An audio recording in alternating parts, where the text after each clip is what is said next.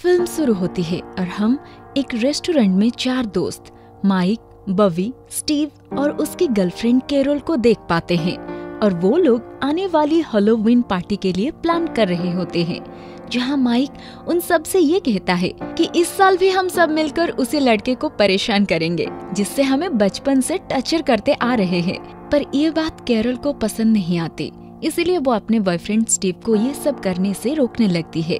पर स्टीव उसे इग्नोर करता है, जिससे कैरोल को बहुत बुरा लगता है और वो वहाँ से चली जाती है। और जैसे ही वो लोग पेमेंट करने जाते हैं तो काउंटर पे बैठा आदमी, जिसका नाम गस होता है, वो इनसे हैलोवीन का प्लान पूछने लगता है, जहाँ माइक उसे अपना प्लान बताता है कि हम लोग एक लड़के को परेशान करेंगे। ये सुन के वो भी उनके साथ जाने को कहता है, पर माइक उससे मना करने लगता है और गस की बहुत रिक्वेस्ट करने पर वो उसे उन लोगों की ड्राइवर बना के ले जाने को राजी हो जाते हैं, जिससे कि वो बहुत ज्यादा खुश हो जाते हैं। सीन यहाँ से शिफ्ट होता है और हम जैकब नाम के लड़के को देख पाते हैं, जो कि बहुत ही मासूम था। उसका दिमाग ठीक से काम नहीं करता था और इसीलिए वो ज्यादा सोच भी नहीं पाता था और उससे कर्न कैंडीज बहुत पसंद थी। इसीलिए वो एक पंपकिन की बास्केट में कर्न कैंडीज डाल के हमेशा अपने साथ रखा करता था। वो अब एक फेस्टिवल की तरफ जाता है। दरअसल वो यहाँ पे एक वर्कर के तौर पे आया हुआ था। वहाँ फेस्टिवल के ओनर उससे बोलता है कि तुम अपना काम पूरा मेहनत और लगन से करना और याद रखना, कोई भी ऐसे काम ना करना जिससे तुम्हारी और मेरी बेइज्जती हो। और वो बोलता है कि शो शुरू होने वाला है और तुम अपनी तैयारी कर लो। लेकिन जब जैकब बाहर आता है तो उससे माइक और उसके दोस्त मिलते हैं, जो कि उससे तंग करने लगते हैं। लेकिन जैकब ये सब बर्दाश्त कर करके अब तंग आ चुका था और वो खुद की डिफेंस में माइक को धक्का दे देता है ताकि वो और कुछ ना कहे। पर इससे माइक को और भी ज्यादा गुस्सा आ जाता है और वो उससे बहुत मारने लगता है और उसके दोस्त भी उसे मार रहे थे, जिसके वजह से जैकब वहीं पर मर जाता है। और ये सब होता हुआ कैरोल भी पीछे से देख रही होती है, जो उसे बहुत ही बुरा लगता है। जब माइक और उसके दोस्त घर जाते हैं, उन्हें वहाँ भी कोई रिग्रेट नहीं होती कि हमने किसी को मार दिया है। उल्टा वो जैकब को गाली दे रहे होते हैं कि हम उसे हर साल टचर करते थे और वो उसे सह लेता था, पर इस साल ही पहली बार खुद को प्रोटेक्ट करने उसने मुझे धक्का दिया, तो क्या मुझे गुस्सा नहीं आएगा। और वहीं कैरोल भी थी और वो माइक की क्रुएल्टी देख के बहुत बुरा फील कर रही होती है। उधर फेस्टिवल का ओनर देखता है कि जैकब को किसी ने मार दिया है। उससे बहुत गुस्सा आता है कि मेरे आदमी को कोई ऐसे कैसे मार सकता है। वो ओनर दिल का बहुत अच्छा आदमी होता है। वो जैकब के लाश को अंदर ले आता है और उससे एक मास्क पहना देता है और उसके बाद वो कोई ब्लैक मैजिक, कोई रिचुअल शुरू करता है, जिससे कोई मरे हुए आदमी के अंदर उसकी आत्मा वापस आ जाती है और अब जख्मी जैकब फिर से जिंदा हो जाता है। दूसरी तरफ कैरोल टाउन की शेरिफ सैम के पास जाती है और सारी बात उन्हें बता देती है कि किसी ने और कैसे जैकब को मारा है। तो शेरिफ उससे बताता है कि ठीक है, मैं तुम्हारी बात नोट कर लेता हूँ, पर अभी तक हमारे पास कोई भी रिपोर्ट नहीं आई है। पर जब शेरिफ को पता चलता है कि जैकब को टचर करने वालों में उसका बेटा भी था, तो उसे यकीन नहीं होता। उसके बाद सैम फेस्टिवल के ओनर डॉक्टर डेड के पास पहुंचता है और जब सैम उससे जैकब के बारे में पूछता है तो वो उसे बताता है कि जैकब को कुछ लोगों ने बुरी तरह से पीटा था, पर अब वो अपने घर में आराम कर रहा है। यहाँ पर ये भी पता चलता है कि डैडी पुलिस से नफरत करते हैं और वो उन पे भरोसा नहीं करते। अब सैम जैकब के घर जाता है और उसे आवाज लगाता है, पर उसे वहाँ जैकब नहीं दिखता और वो वहाँ से लौट जाता है। उसके बाद हम कैरोल को देखते हैं जो सो रही होती है। तभी उसको एक कॉल आती है जिसमें कोई उससे बताता है कि तुमने क्या किया है मुझे पता है। पर तभी उससे खिड़की और से कोई आवाज आती है और जब वो वहाँ चेक करने जाती है तो उसे वहाँ स्टीव मिलता है, जो कि उसे जोर से डरा भी देता है। उसके बाद कैरोल उस पे गुस्सा करती है और स्टीव उसे समझाता है कि जो भी हुआ अनजाने में हुआ और हम उससे मारना नहीं चाहते थे। और सबसे अच्छी बात, शेरिफ ने इन्वेस्टिगेशन करना शुरू कर दिया है और उन्हें पता चला है कि जैकब अभी जिंदा है और ठीक है। जिसे सुन के कैरोल को भी थोड़ा अच्छा लगता है और आगे से वो ऐसा नहीं करेगा, इसका वादा वो स्टीव से करवाती है। अब कैरोल उसी रेस्टोरेंट में जाती है जहाँ उसे लास्ट नाइट का न्यूज़पेपर मिलता है और उसे बुरा लगता है। तभी वहाँ माइक भी पहुँच जाता है और हमें ये पता चलता है कॉल करने वाला कोई और नहीं बल्कि यही माइक ही है, जो कि शेरिफ का बेटा भी है। वो कैरोल को धमकाता है कि वो अपना मुंह इस केस में बंद रखेगी, वरना उसके साथ कुछ भी हो सकता है। फिर हम उस मैनेजर को देखते हैं जो कि अपने दोस्त को बताता है कि हैलोवीन पार्टी में उसने बहुत मजे किए। वो उसके दोस्तों के साथ मिलके एक आदमी को बहुत मारा पीटा और उसके बाद वो हल्का होने टॉयलेट में चला जाता है, जहाँ उसे वही पंपकिन की बास्केट मिलती है जिसमें अब भी कॉर्न कैंडी होती है, जिसे वो खाने लग जाता है कि तभी उसके सामने जैकब आ जाता है जिसने वही डॉक्टर डी की मास्क पहना होता है और अभी वो बहुत ही ज्यादा डरावना और खौफनाक दिख रहा था। और यहाँ गस उसे समझने लगता है कि मैंने कुछ भी नहीं किया, मैं तो बस एक ड्राइवर बन के गया था, पर वो उसकी कोई भी बात नहीं सुनता और उसका गला पकड़ के ऊपर उठा लेता है और बुरी तरीके से उसका पेट फाड़ देता है और इसके साथ ही वो अपने पहले कातिल से बदला ले लेता है। थोड़ी ही देर बाद डिटेक्टिव श्याम वहाँ पहुँच जाता है और उससे वहाँ वही कैंडी मिलते हैं, जिसे देख वो भी हैरान हो जाता है। दूसरी तरफ जब स्टीव और कैरोल को गस की मौत का पता चलता है तो वो लोग सैम के पास जाते हैं। सैम उनसे बोलता है कि तुम्हें अगर कुछ पता है तो तुम अभी मुझे बोल दो। तो स्टीव अब सारी बातें उससे बताने लगता है।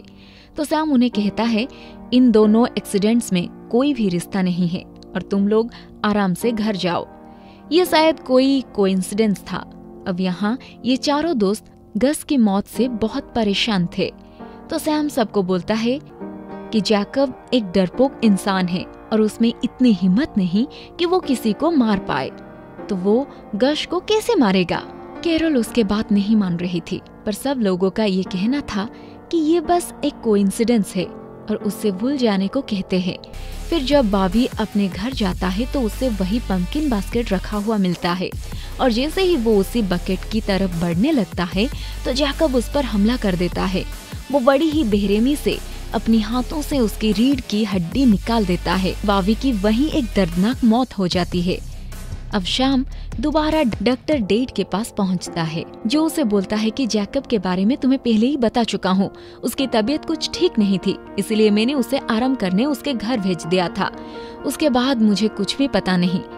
तभी वहाँ एक दूसरा पुलिस वाला आता है जो कि श्याम को बॉबी की मर्डर के बारे में बोलता है और अब श्याम वहाँ से निकलने लगता है और जल्द ही वो क्राइम सीन पे पहुंच जाता है, जहाँ पर डेड बॉडी को देख के बहुत ही ज्यादा परेशान हो जाता है क्योंकि तब उसकी हालत बहुत खराब थी। जहाँ ये सब देख श्याम को बहुत ही बुरा लगता है। अब वो सीधा अपने ऑफिस पहुंचता है और वहाँ से अपनी गन निकाल के अपने घर चला जाता है, जहाँ उसका बेटा बॉबी की डेथ से बहुत ही ज्यादा दुखी था।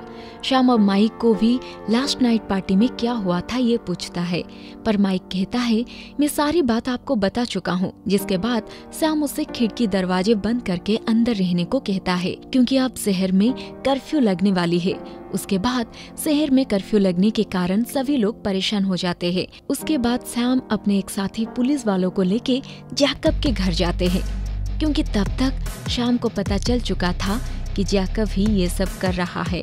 जिसके बाद वो लोग जैकब के घर का दरवाजा तोड़ के जब अंदर जाते हैं तो उन्हें बेड के नीचे एक गली हुई लाश मिलती है जिससे कीड़े मकोड़े खा रहे होते हैं। वो दोनों ही इससे देख के परेशान हो जाते हैं। उसके बाद हम डॉक्टर डेड और उसके साथियों को देख पाते हैं, जहाँ उसके साथी इस बात पे गुस्सा थे कि शहर में कर्फ्यू लगा हुआ था जिससे उनका इनकम बंद था और शहर में कर्फ्यू लगने का जिम्मेदार वो डॉक्टर को ही मान रहे थे। यहाँ पे डॉक्टर का एक आदमी उसे बाकी सबसे जैकब के बारे में कहने को बोलता है, जिसे डॉक्टर बताते हैं कि दुनिया बहुत ही जालिम है। जैकब और हम जैसे लोगों की इस दुनिया को कोई कदर नहीं है। हमारे मरने जीने से किसी को कोई फर्क नहीं पड़ता।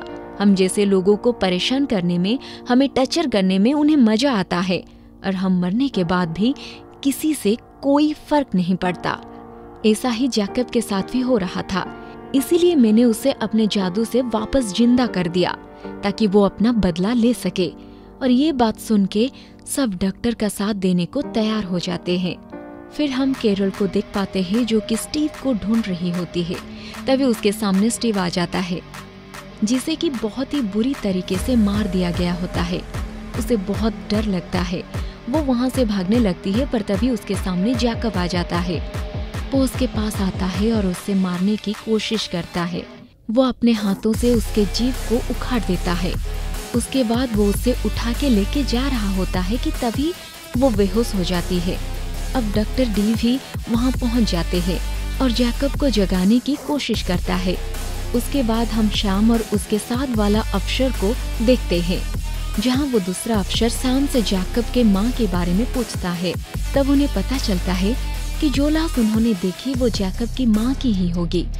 उसके बाद वो लोग थिएटर में पहुंच जाते हैं और वहाँ स्टीव और कैरोल के डेड बॉडी के पास पहुंचता है के सारी बात बताता है, जिससे वो बहुत ज्यादा दुखी हो जाता है और मन ही मन बहुत गुस्सा भी हो जाता है। और वो शो के ओनर डॉक्टर डी से मिलने पहुंचता है। इधर जैकब की हालत खराब होती है, जिसे डॉक्टर डी ठीक करने की कोशिश कर रहे होते हैं। इसीलिए वो अपने आदमियों को माइक को पकड़ने भेज देते हैं और वो लोग माइक को पकड़ लेते हैं।